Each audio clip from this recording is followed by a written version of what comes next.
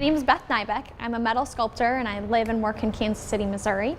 I'm a Midwest girl, grew up in Iowa and went to school at the University of Northern Iowa, and that's where I learned how to work with metal. Right now I'm in the middle of working on this piece called Tidal Murmur for the city of Columbia, Missouri.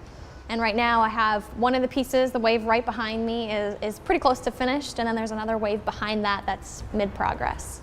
Beth Nybeck was one of 3 finalists who were chosen to submit design proposals for the Short Street parking garage, and the Standing Committee on Public Art really gravitated towards her design with the 3 waves representing the ripple effect and community and how that theme can represent Columbia. The response was overwhelming and how many people really seemed to favor her sculpture at that site right at the intersection of Walnut and Short Street in the plaza area. When I was first dreaming about this project for Columbia, they brought me in and did a site visit. So you walk through the downtown, you talk to people, you see what sort of businesses are there, and for me, that time is like a time for kind of soaking in the vibe of a city. What's happening here? What is the energy like? What does it feel like? What am I feeling? And so in Columbia, I felt that there was a great sense of growth.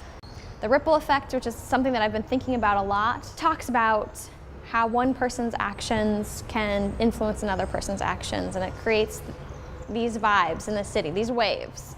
And so you think about sound waves and vibrations and things like that, and so I started to think about waves. And that's how I came up with these waveforms that talk about energy, movement. So I've been working closely with the Office of Cultural Affairs, and they've been just a great group of people. We've had wonderful conversation and great dialogue. The Percent for Art program was established by city ordinance in 1997, and 1% of the budget of any capital building or renovation project with a budget of over $1 million, 1% of that budget goes towards site-specific public art.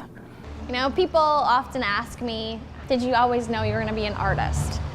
Or as a little kid, were you like building things with blocks and painting and drawing? And I really wasn't, but the one thing that I was doing as a kid was dreaming really big. My parents kind of raised me in a household of boys to think you have the ability to do anything you set your mind to. And I've been given a heart that really wants to influence the world. And this is a career path that I've chosen to do just that, to dream really big, to influence communities, and it's something that I wake up in the morning, I'm excited about, and I go to bed exhausted at night, still dreaming about what I can do, what I can create, how I can start conversations and influence a community with artwork.